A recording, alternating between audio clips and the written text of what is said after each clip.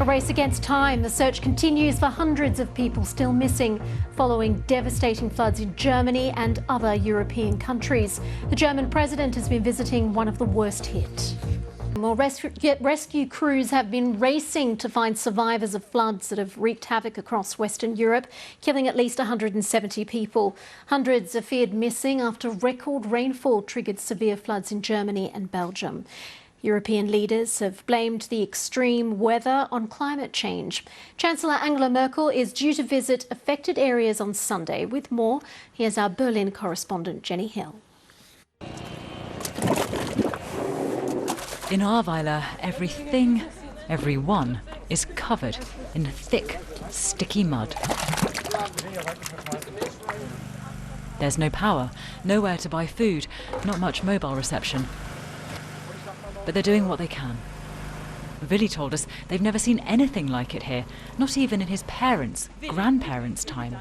The water rose 2 meters in 15 or 20 minutes, he told us. People tried to save their things, went into their basements, and unfortunately got trapped. I was lucky, he said. I could get out the back of my basement. Around 100 people have died in this district alone. Many more are still missing. There was so little time to run, people tell us. Look at the force of this flood and the damage it left behind. The water's receding, but the number of dead is expected to continue to rise. Search and rescue, it's feared, will soon be a recovery operation. Today, the German president described the loss as heartbreaking. It's a time of misery, and in times of misery our country sticks together.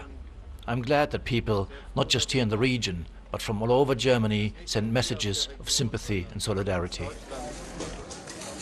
So many people just want to help. Donations piling up, overwhelming the volunteers at this makeshift warehouse. I can't imagine what it must be like to be affected. That's why I'm here, to help people. In Ahrweiler, across the region, lives turned upside down. This is Amelie. The water, she told us, came from the playground to our house, but luckily just the ground floor. My gran and granddad were affected though. They're staying with us now.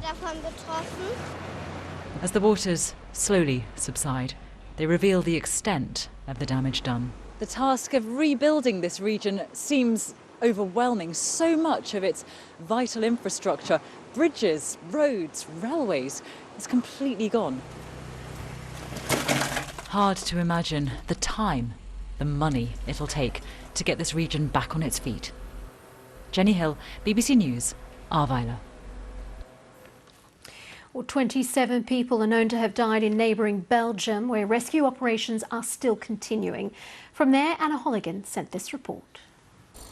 This is the River Meuse, and if you look carefully here, you can see some of the debris that's being carried downstream, and the smell of oil, the stench, is something that you can smell all around here. This is the Belgian city of Liège, and rescue workers were sent from Italy, France and Austria to help with the recovery effort here and the evacuations too. Most people are now returning to their homes, but the Belgian Prime Minister has declared the 20th of July a national day of mourning. At least 20 people have been killed here alone. They say they have never experienced catastrophic floods of this scale before. Now, across the border, not far from here, in the Netherlands, the emergency services are still trying to reconnect the power supplies. But there, so much of the country lies 10 metres below sea level. They have so much experience and talent in managing the rising tides. And what the last few days has demonstrated, this extreme rainfall, that even the most sophisticated technology will struggle under this kind of pressure. Experts have said it should be a wake-up call. Politicians across the continent have blamed climate change. But what so many people in this region, here in Liège, in Limburg, which has been classified as a disaster area, and beyond, what they want to know now, they want assurances from those politicians that something like this can never happen again. At least 170 people are dead in floods across Europe. Hundreds more are missing, and there's a desperate search for survivors. The cleanup for businesses begins, but many fear they will never recover. At least 170 people are dead after record rainfall caused severe floods in Belgium and Germany. With hundreds more missing, rescue workers are racing to find survivors. European leaders have blamed the extreme weather on climate change. In a moment, we'll hear from our climate change correspondent, Hannah Thomas-Peter, who reports from Verviers in Belgium. But first, to our Europe correspondent, Michelle Clifford, with the latest from Erfstadt in Germany. Only now, with the water receding, can the military start the effort to clear the roads and motorways in one of Germany's worst affected towns. And officials fear as the work continues, more bodies will be discovered. So many people are still missing in Western Germany, and parts of Erfstadt have been cut off for days. Residents who were forced to abandon their homes during the flooding have seen the staggering images of what has happened to their neighbourhoods, the ground and with it houses washed away. This video was captured by one homeowner as she and others escaped the water on the back of a lorry. They were grateful to have made it out. But the displaced left with little or nothing and were forced to queue for handouts of €200 to buy basics. This man tells me the 3 houses next to his home collapsed. All houses are, and the bottom other the houses. Water came in the bottom. Yeah. And did you lose your house? Did your house fall down? 3 houses before there is. Others waited as long as they could to leave before being told it was too dangerous to stay. Somebody knocked at our door, and there was was heißt das, not policeman, fire brigade man, and he asked us to leave the house suddenly. I thought he just wanted to know if we're okay or if we needed help, but no, we had to leave. The state's premier and the man who aims to be Germany's next chancellor has visited the city to see the rescue operation and to promise support to those affected here. Hundreds of people are willing to drop everything and help us on the ground. So I want to thank all those volunteers. Germany will do everything possible over the next couple of days to organise the funds necessary.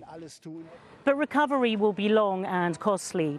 Homes, businesses and livelihoods have been destroyed, and the damage goes way beyond this town and its inhabitants. In the German town of Ahrweiler, the floodwaters overwhelmed homes in minutes. Some have returned, glad to be alive, but questioning how they will ever recover. I think it will take months or years to put all. So look at the street. It takes a year to. I cannot tell anything. And the danger has not yet passed. Overnight, a dam burst in Germany, forcing the residents of this village to abandon their properties. The situation here is tragic.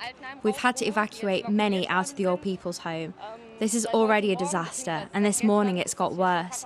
I don't know when it's supposed to end. It may be months, even years, before communities re-establish. The true scale of this disaster is yet to fully emerge. Michelle Clifford, Sky News, Germany. Well, along with the devastating loss of life, heavy rains have destroyed towns, damaged roads and upended power lines. Parts of the UK, Germany, Belgium, Luxembourg and the Netherlands have all been hit by flooding. Germany's most populous state, North Rhine-Westphalia, saw 148 litres of rain per square metre in just 48 hours, almost double what it would normally expect in the whole of July. A dam close to the Belgian border, the Europefloods, was flooded overnight. While in the Rhine-Sieg county, south of Cologne, several villages below the Steinbach Reservoir were evacuated over fears a dam could break. One of the worst affected areas is the state of Rhineland-Palatinate, including the mountainous district of Ahrweiler, where many are thought to have died in flash floods on Thursday. Among the villages hit hardest there is Schuld. Several homes collapsed and dozens of people remain unaccounted for. And across the border in Belgium, the cities of Namur and Liège have been evacuated with the River Meuse bursting its banks. Our climate change correspondent, Hannah Thomas-Peter, reports now from Verviers in Belgium. The clean-up in Verviers is going to take months.